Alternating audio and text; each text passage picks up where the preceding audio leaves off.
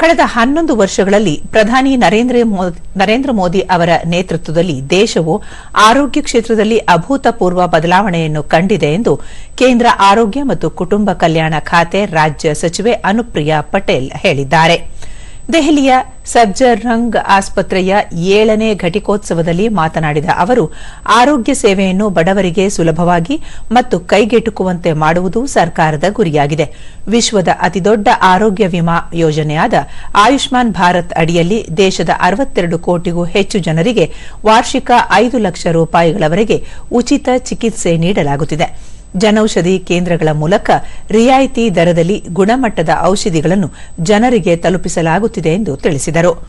ವೈದ್ಯಕೀಯ ಸೀಟುಗಳ ಲಭ್ಯತೆಯಲ್ಲಿ ದೊಡ್ಡ ಮಟ್ಟದ ಏರಿಕೆ ಕಂಡುಬಂದಿದೆ.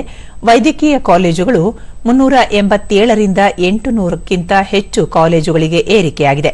ಎಂಬಿಬಿಎಸ್ ಸೀಟುಗಳು 51,1.28 ಲಕ್ಷ ಸೀಟುಗಳಿಗೆ ಹೆಚ್ಚಳವಾಗಿದ್ದು, ಪಿಜಿ ಸೀಟುಗಳು 31,000ರಿಂದ 82,000 ಸೀಟುಗಳಿಗೆ ಏರಿಕೆಯಾಗಿದೆ ಎಂದರು.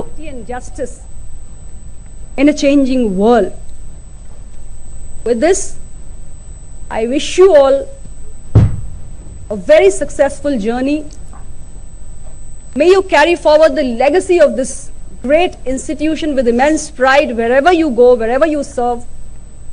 The nation has great expectations from you, and I hope you will continue to serve the society and serve humanity with all compassion in your heart and skills in your hands. ಇದೇ ವೇಳೆ ಸಮಾರಂಭದಲ್ಲಿ 393ಕ್ಕೂ ಹೆಚ್ಚು ವಿದ್ಯಾರ್ಥಿಗಳಿಗೆ ಪದವಿ ಪ್ರದಾನ ಮಾಡಲಾಯಿತು.